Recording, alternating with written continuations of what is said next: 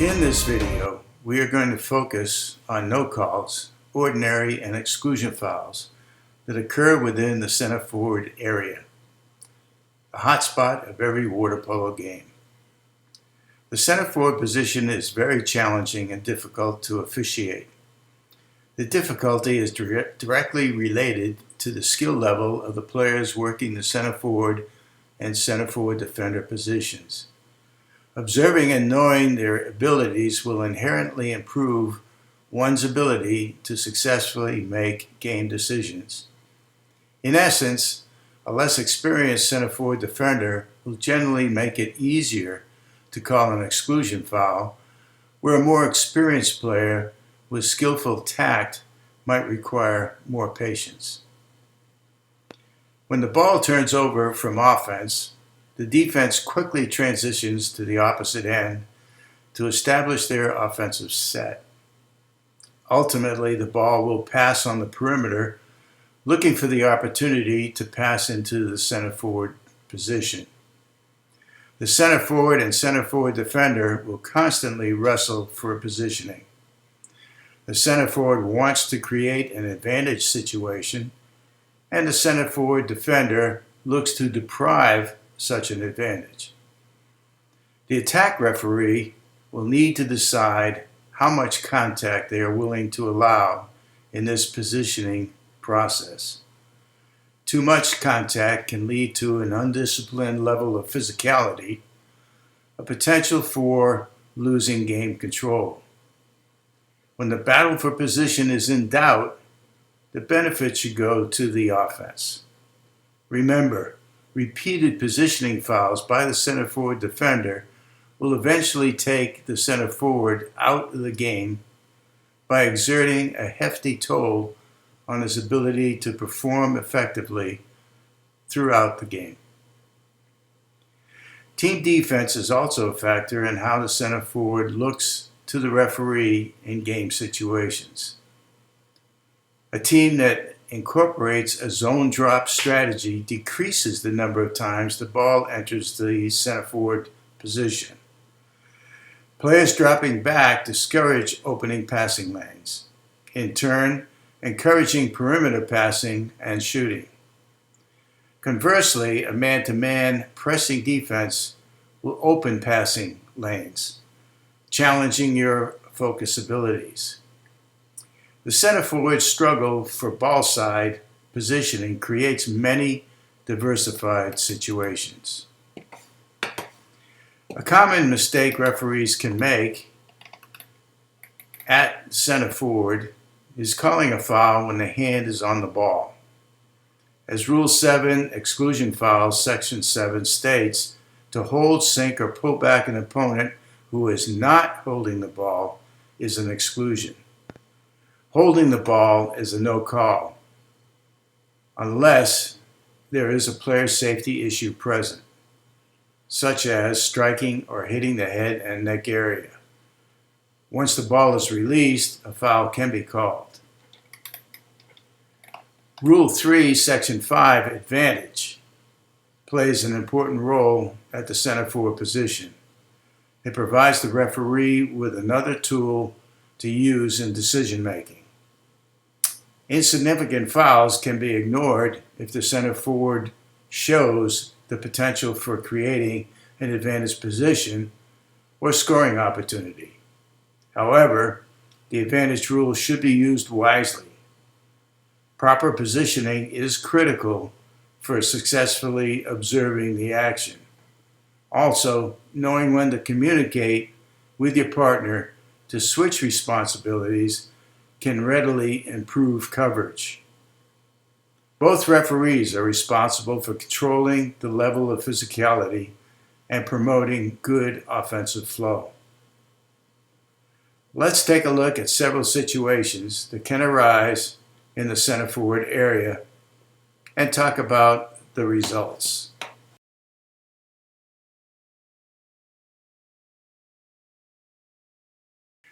Clip 1 starts off with the center forward and the center forward defender in mutual contact with each other, a no-call situation. Watch how the action proceeds from there.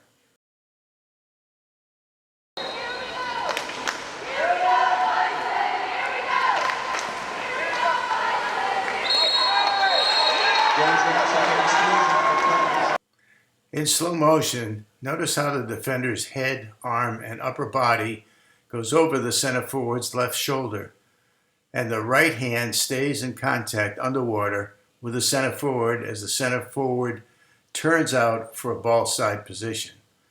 The center forward defender is basically moving in too tight over the center forward's shoulder, exerting downward pressure as he lunges upwards and forward.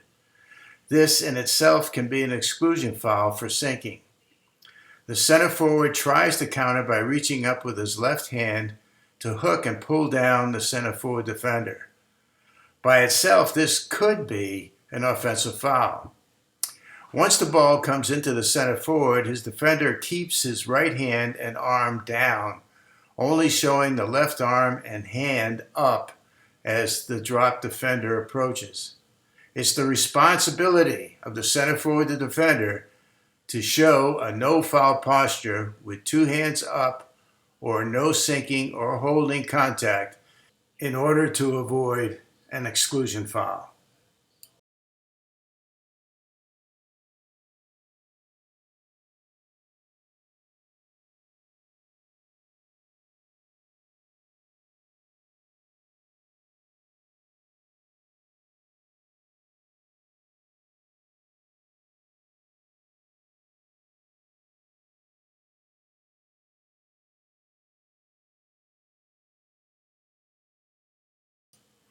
In the big picture, the exclusion foul was earned.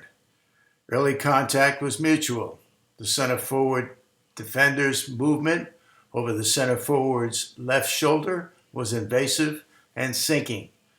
The hooking was momentary to mitigate the defender's sinking tactics. Thus, an exclusion foul was the right call. Clip 2 starts off with the center forward defender behind the center forward, and the ball passed from P3 to P2, then back to P3 for an entry pass into the center forward.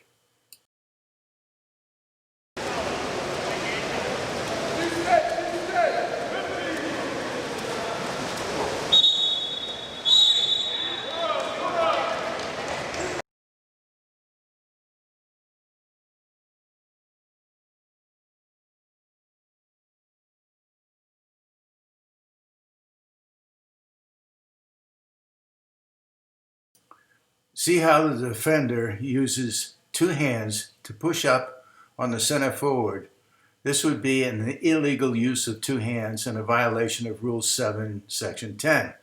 The defender was holding the center forward and elevating him out of the water. If the defender was just using two hands to maintain contact, that would not be a violation.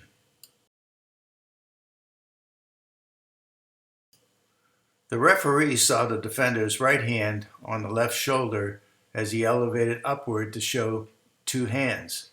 My question here to the referee would be, did the defender elevate using just his legs? And did the center forward's backward movement give the impression that the defender pulled back, then elevated? Getting vertical with this kind of elevation is a good defensive tactic to show no foul. And it makes the defensive player very vulnerable as he takes the pressure off the center forward. This defensive posture is what you should look for when the defense is dropping, showing I'm not fouling.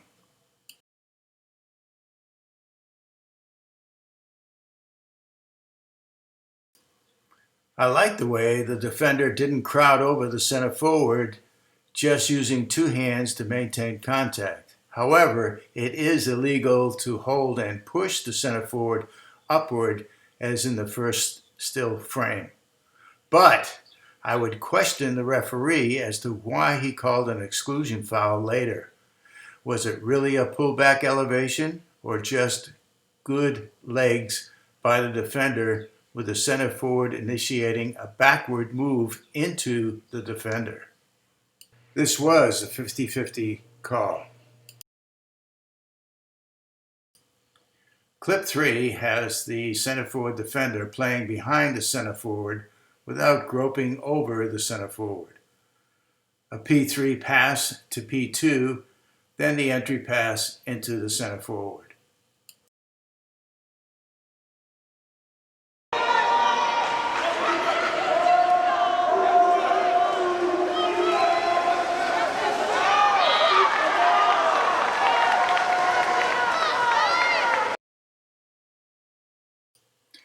Watching in slow motion, see how the defender has minimal contact with the center forward and successfully slides around his right side to reach for the ball as it arrives.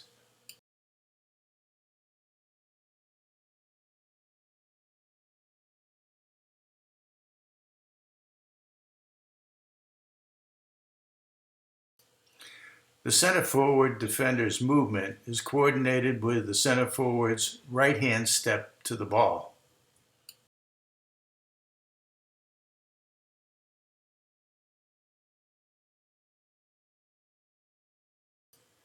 To make a good no call, the defender needs to show minimal contact, allowing the center forward the freedom to attempt a step or reach for the ball. The defender can slide around or show two hands as the drop defenders arrive. This was a good no-call situation. Clip 4 has a counter into set offense by the white team. P3, P2 exchange passes before P2's entry pass into the center forward. Excellent patience and coordination by the referees to allow a scoring opportunity. Headsets were used in this game by the referees.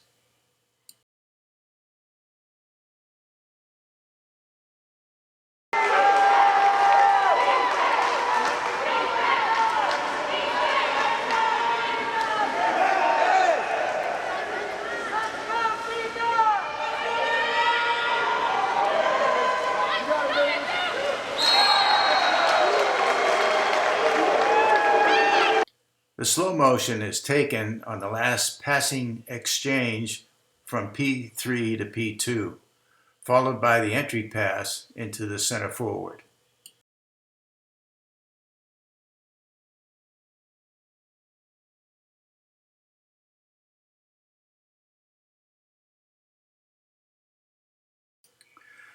This was a good no call by the referees to allow an offensive scoring opportunity by utilizing the advantage rule, Rule 3, Section 5.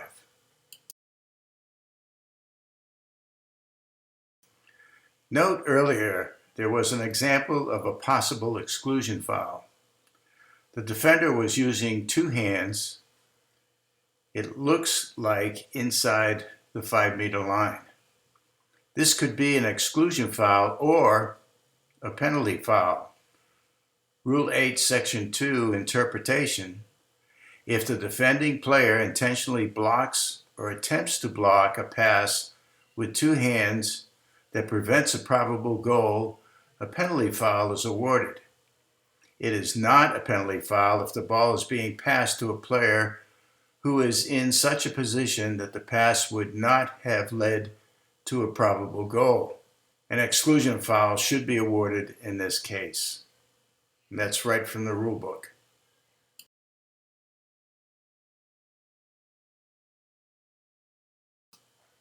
In clip 5, the offense is spread out and fairly disorganized. P4 has the ball and will pass down to P5, who is set up on the 2-meter line very close to the center forward, almost like a double post. After receiving the ball from P4, she tries to turn her defender and move toward the goal.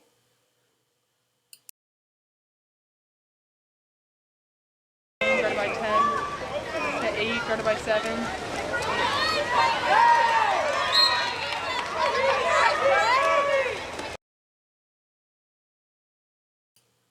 In slow motion, notice how the defender stays with P5 as she tries to turn towards the goal with minimal contact. She does a good job of using her legs, spinning, and keeping her hands up while moving with the offensive player.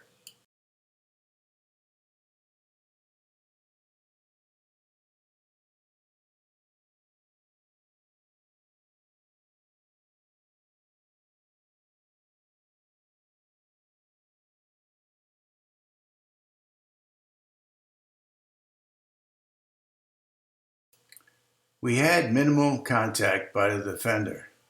The offensive player had the opportunity to try and turn towards the goal. The attack referee followed the action closely and awarded an ordinary foul at the appropriate time for impeding.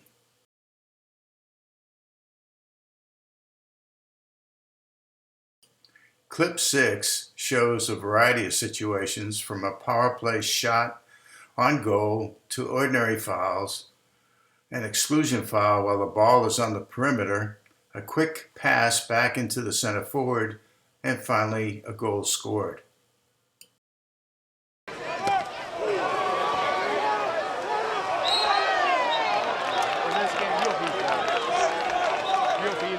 They're better. Yeah. The goalie's not top notch, but they're better.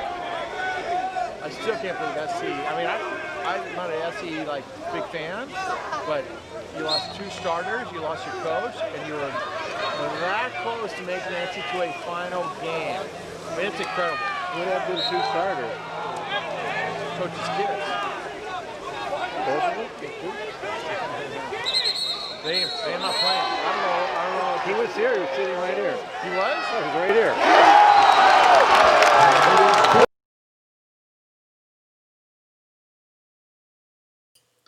Let's look at the latter part of the clip in slow motion, where the P4 position makes an entry pass into the center forward position at 2 meters, where an ordinary foul is called.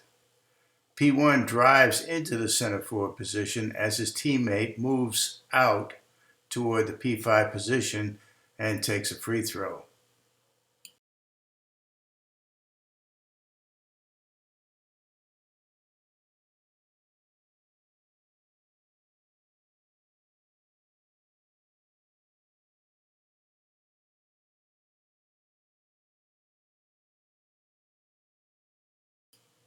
A pretty easy hold, sink, exclusion foul on the new center forward.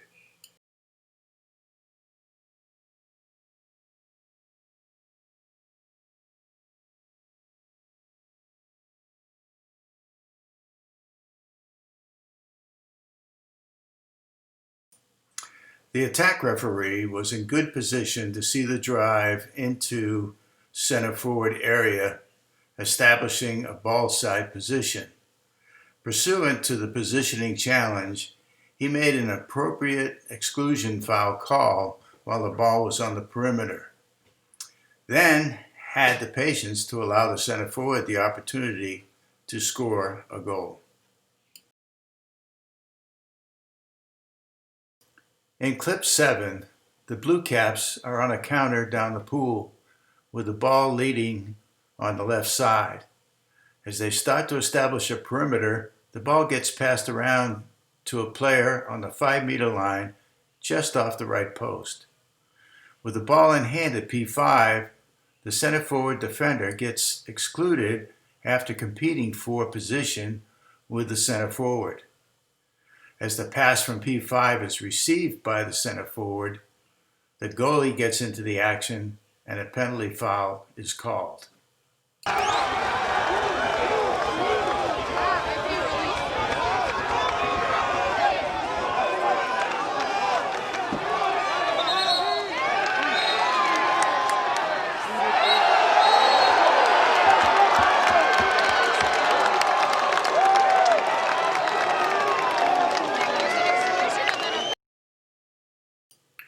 The slow motion clip is taken from the P5 pass to the center forward as the center forward defender is excluded. The exclusion foul shows the center forward defender holding with one hand down while attempting to show the other hand up.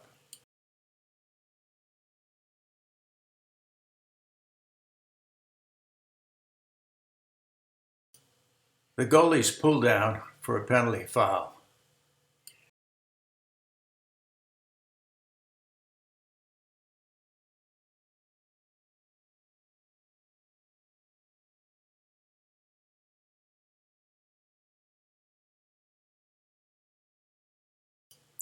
Clip 8. After setting the offense from a counter The ball eventually goes to P1, then it is passed to P2 for an entry pass into the center forward. The center forward freely steps to the ball but is sunk by the drop defender off the P5 position.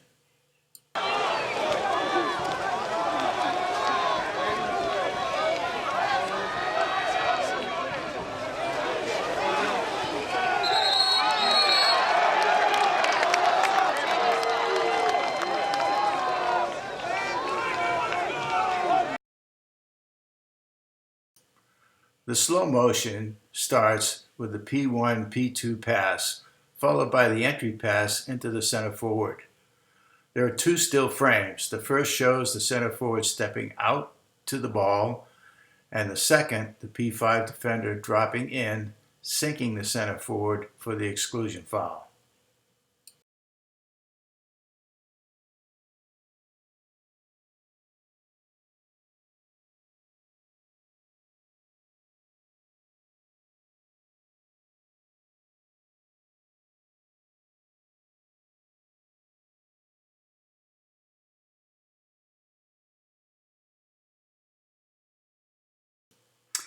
The attack referee allowed the center forward to move to the ball, but then makes a good decision to exclude the drop defender for sinking the center forward. Coming over the top to go for the ball by sinking makes it an easy exclusion since the defender can't recover from the surge after the center forward releases the ball. If the center forward tries to hold on to the ball, then it could be a ball under turnover if the defender plays the ball. In clip 9, the offense is in rotation. P5 swims up to the P4 position and receives a pass from cross-pool P2. Then P4 makes the entry pass into the center forward where an exclusion foul is called.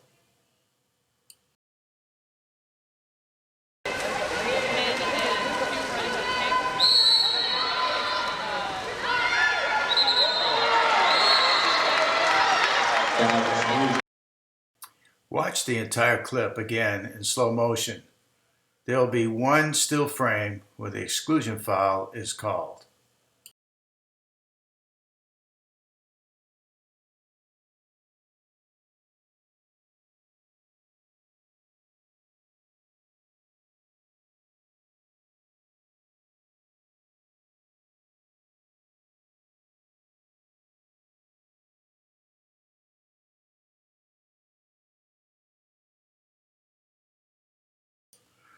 The center forward defender gets up high out of the water, showing two hands. However, she comes down hard on the center forward with the right arm before the ball is in hand. The referee had no difficulty in calling a good exclusion foul.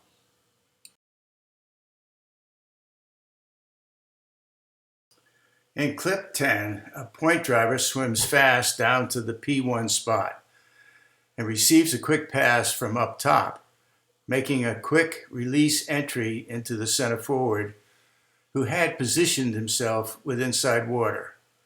A penalty foul ensues.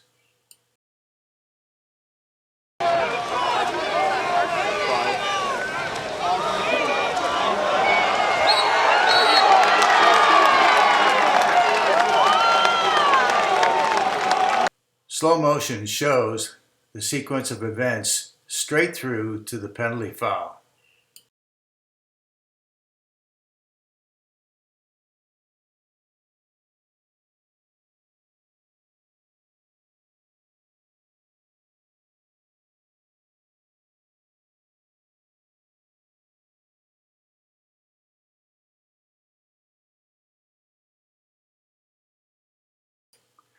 The center forward and the center forward defender were originally in a mutual neutral position where neither player created a clear advantage.